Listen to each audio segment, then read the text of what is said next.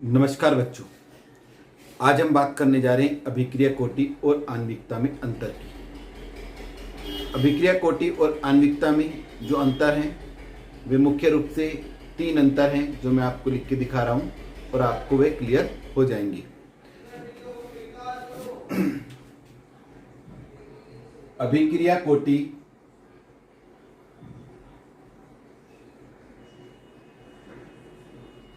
व आणविकता में अंतर।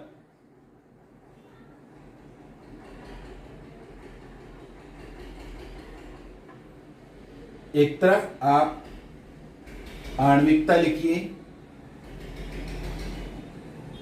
और एक तरफ लिखिए अभिक्रिया कोटि।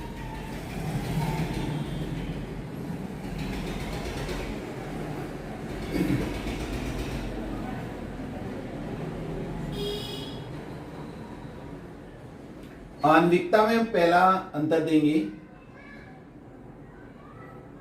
किसी अभिक्रिया के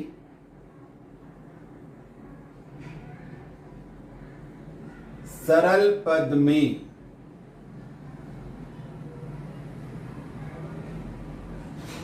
भाग लेने वाले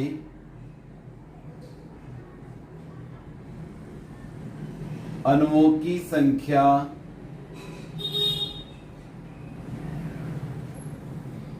आणविकता कहलाती है।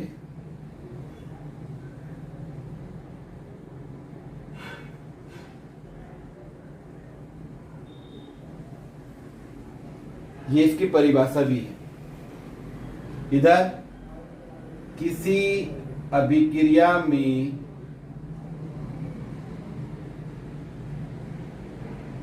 भाग लेने वाले वे अणु जिनकी सांद्रता में परिवर्तन होता है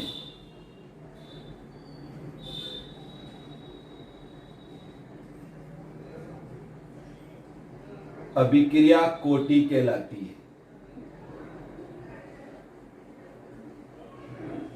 पहली बात इनकी परिभाषा पर आधारित है।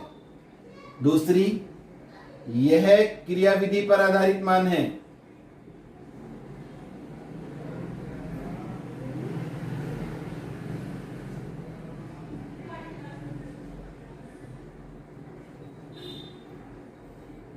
यह प्रयोगों पर आधारित मान है।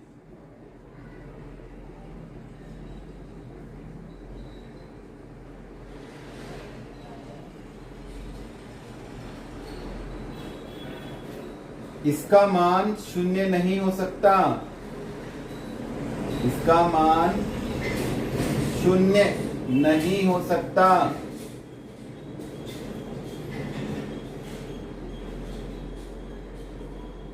इसका मान शून्य हो सकता है।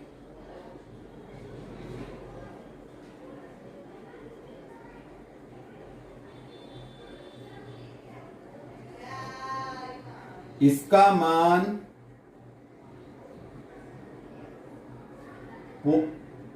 भिन्नात्मक नहीं होता।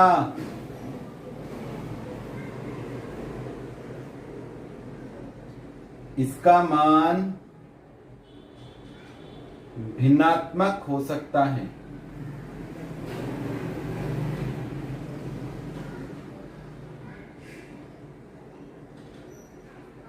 और एक एग्जाम्पल देते थे हम,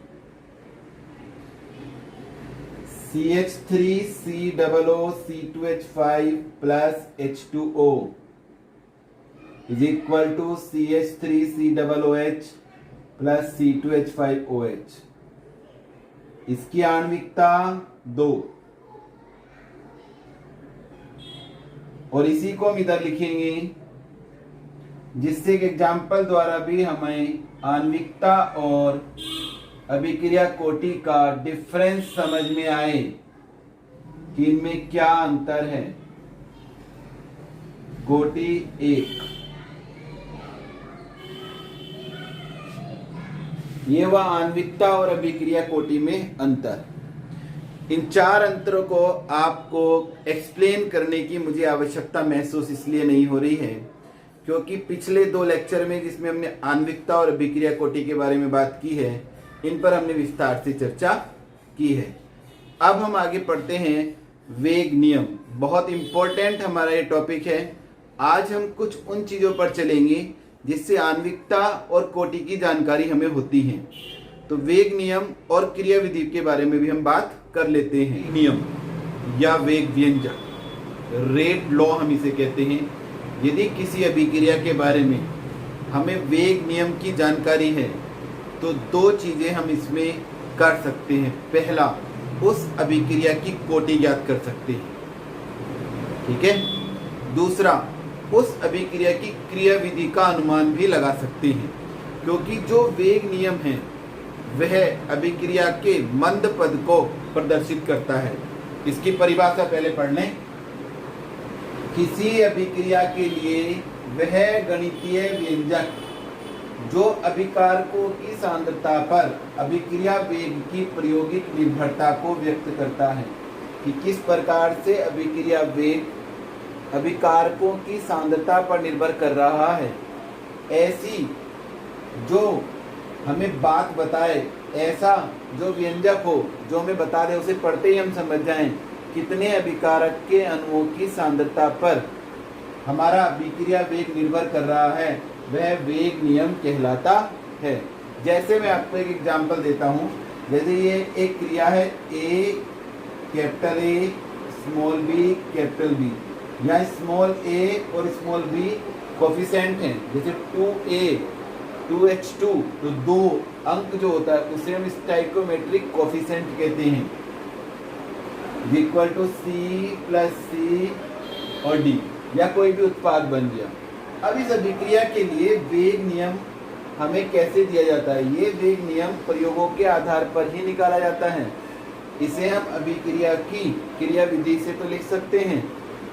इस अभिक्रिया के लिए जो वेग नियम लिखा जाएगा उसमें ऐसे लिखा जाएगा dx/dt, या केवल हम वेग लिख देंगे बराबर के वेग स्थिरांक, और उसके बाद हम लिखेंगे A की सांद्रता को पावर P और B की सांद्रता को पावर हमने Q लिख दिया। अब यहाँ आपके दिमाग में तुरंत एक क्वेश्चन डेवलप हो गया कि A के अणुओं की संख्या तो स्मॉल a है, या हमने पावर स्मॉल a क्यों नहीं की। B की अणुओं की संख्या तो स्मॉल b है, या हमने पावर में Q क्यों लिखा, स्मॉल b क्यों नहीं लिखा। देखो, ये हमें ध्यान रखना पड़ेगा कि ये आवश्यक नहीं है जितने अणु भाग ले रहे हों उनकी सांद्रता में संपूर्ण परिवर्तन हो जाए। जितने अणुओं की संख्या में सांद्रता में परिवर्तन आएगा वही वेग नियम में लिखे जाते हैं, और ये प्रायोगिक मान है, ठीक है। तो यहाँ ये पता लगता है कि P may be equal to A, may not be equal, ठीक है। B की पावर हो गई स्मॉल b, और यहाँ पे थी आपका B, तो Q इक्वल हो सकता है B के मे नोट बी, ठीक है। मे बी और मे नोट बी, जरूरी नहीं है हो भी, पर हो भी सकता है। ऐसा भी हो सकता है जितने अणु भाग ले रहे हो उन सबकी क्या हो जाए, उन सबकी ही सांद्रता में परिवर्तन हो जाए। तब हम इसको क्या लिखते हैं, A की पावर स्मॉल a और B की पावर स्मॉल b। तो ये हमारा एक क्या है, वेग नियम है। जैसे मैं आपको एक एग्जांपल दे रहा हूं, हमने अभी लिखा था एथिल एसीटेट का जल अपघटन, और इसमें मैंने आपको एक बात बताई थी कि यहाँ जब प्रयोगों द्वारा देखा जाता है तो ये बात देखी जाती है कि जल की सांद्रता में परिवर्तन नहीं होता, केवल एथिल स्टेट में होता है। तो इसका वेग नियम हम क्या लिखेंगे, इसका वेग नियम हो जाएगा वेग बराबर के CH3COO C2H5। बस इसमें हम जल की बात नहीं करेंगे, क्योंकि जल की सांद्रता पर निर्भर नहीं कर रहा है। और अगर लिखेंगे भी तो हम क्या कर देंगे, H2O की पावर 0 लगाएंगे। कितनी लगाएंगे, 0। अब मैंने आपको बताया था कि इसकी सहायता से हमें कोटि कैसे पता लगती है। तो याद रखना है आप सबको, कोटि बराबर हमेशा वेग नियम में इस P प्लस Q के बराबर होगी, equal to P plus Q। ठीक है, तो यहाँ पर पावर कितनी है, 1, इसलिए कोटि कितनी है, 1। आपको बता दूं, इस बार जो सवाल एक पेपर में बहुत ही 2 नंबर का सवाल था, जिसमें वेग नियम हमें दिया गया था और सिर्फ उसकी हमें कोटि बतानी थी। बहुत ही इजी सवाल था वो, लेकिन विद्यार्थियों ने, जब हमने कॉपियों का निरीक्षण किया तो उसमें उस सवाल को भी करने वालों की संख्या बहुत कम थी। बहुत आसान सवाल था, आसान। तो आप देखिए, अगर मान लीजिए हमें वेग नियम दे रखा है तो आसानी से हम कोटि निकाल सकते हैं। जैसे एक और ले लेते हैं, जैसे एक अभिक्रिया का वेग नियम इस प्रकार है, किस प्रकार है, दे रखा है वेग बराबर k और a की पावर 2 दे रखा है, b की पावर कुछ नहीं, मतलब 1 मानी जाती है। जब कोई पावर नहीं होती, पावर मानी जाती है 1। मैं फिलहाल लिख देता हूँ 1। तो इसकी कोटि क्या होगी, तो इसकी कोटि मैंने आपको बताया था, घातों का योग करेंगे, 2 + 1 3, तृतीय कोटि की क्रिया। आसान सवाल है, केवल इन घातों को जोड़ देना होता है अगर हमें अभिक्रिया का वेग नियम जानकारी में है। ठीक है, अब बात करेंगे हम क्रिया विधि की। कैसे हम वेग नियम की सहायता से क्रिया विधि भी ज्ञात करते हैं। देखो, क्रिया विधि क्या होती है, पहले हम ये देख लें, व्हाट इज क्रिया विधि। बात की थी हमने आणविकता में। क्रिया विधि माने मैकेनिज्म, मतलब जैसे मैं आपको एग्जांपल देता हूं, जैसे मैं यहाँ से खतौली से मेरठ जाता हूं, तो अब खतौली से मुझे मेरठ में किसी व्यक्ति से मिलना है, तो मैं सही 10 बजे चला और मैंने उसे समय दे रखा था 12 बजे का, और मैं 12 बजे उसके पास पहुंच गया। तो उसे ये जानकारी नहीं है कि मैं कैसे आया हूं। मैं खतौली से बुढ़ाना जाके भी मेरठ जा सकता हूं, मैं खतौली से मवाना जाके भी मेरठ जा सकता हूं, और मैं खतौली से डायरेक्ट दोराला होता हुआ भी मेरठ जा सकता हूं। लेकिन ये जो स्टेप हैं ये मेरी क्रिया विधि को बताएंगे। ठीक है, ये वो नहीं जानता जिससे मैं मिलने जा रहा हूँ, क्योंकि उसको मालूम नहीं है। ठीक है, इसीलिए संतुलित क्रिया देखकर हम ये नहीं बता सकते कि ये कितने पदों में हुई और कैसे हुई है। ठीक है, तो यहाँ हम बात करेंगे पहले क्रिया विधि किसे कहते हैं। क्रिया विधि मैकेनिज्म, किसी अभिक्रिया को या किसी अभिक्रिया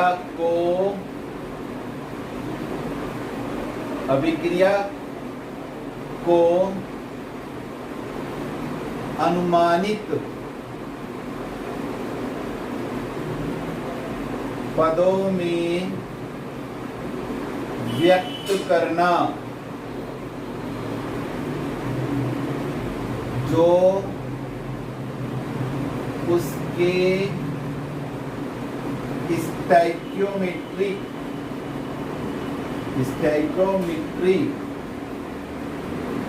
गुणांकों को भी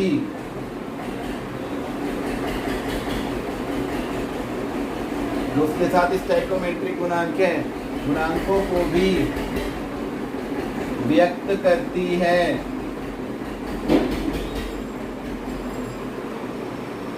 क्रिया विधि कहलाती है, क्रिया विधि कहलाती है।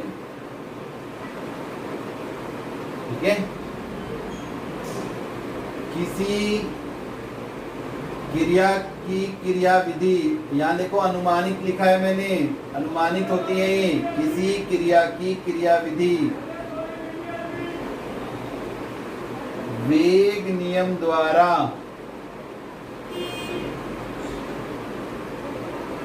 अनुमानित की जाती है, अनुमानित की जाती है। कैसे की जाती है अनुमानित, वो हम देखेंगे अब एग्जाम्पल से, ठीक है।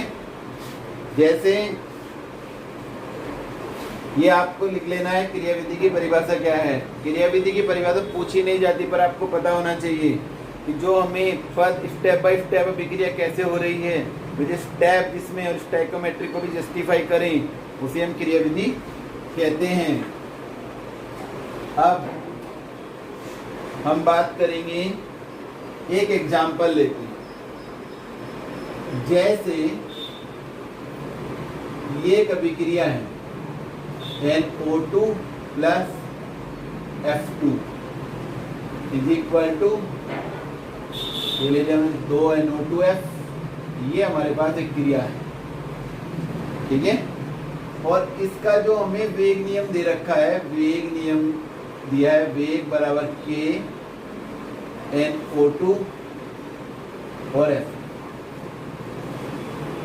तो इससे हमें पता लग रहा है, देखो हमेशा मैंने आपको एक बात बताई थी कि ये जो वेग नियम है ये हमेशा मंद पद को निर्भर करेगा।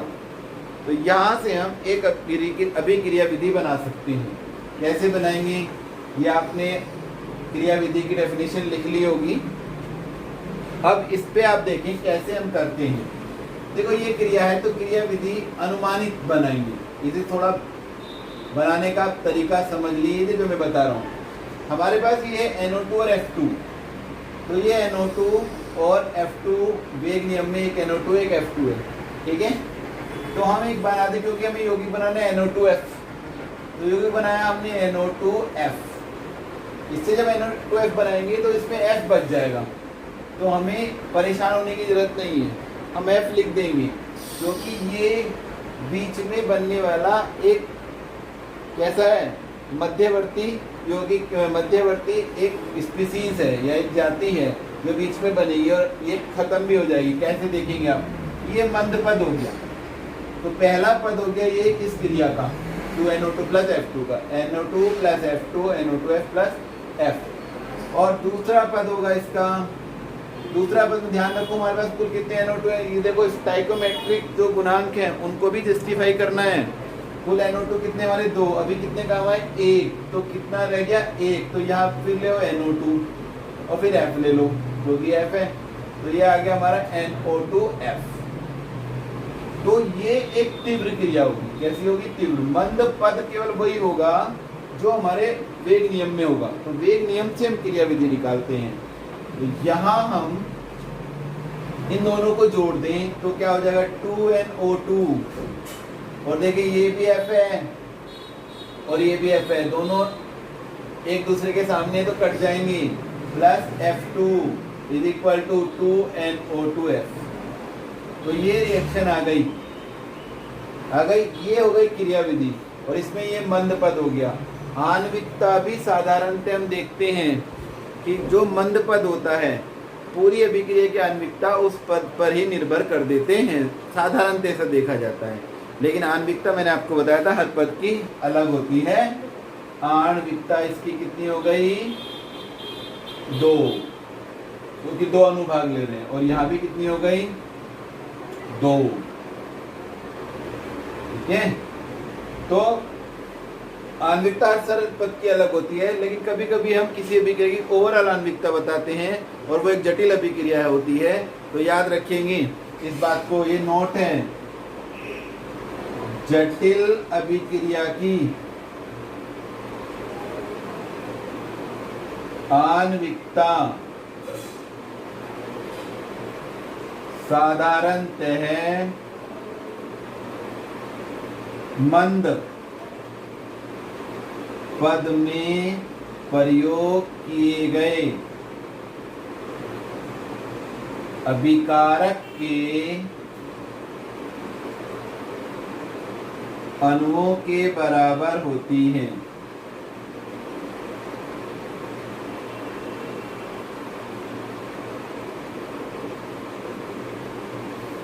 अभिकारक के अणुओं के बराबर होती है। एक और एग्जांपल लेते हैं।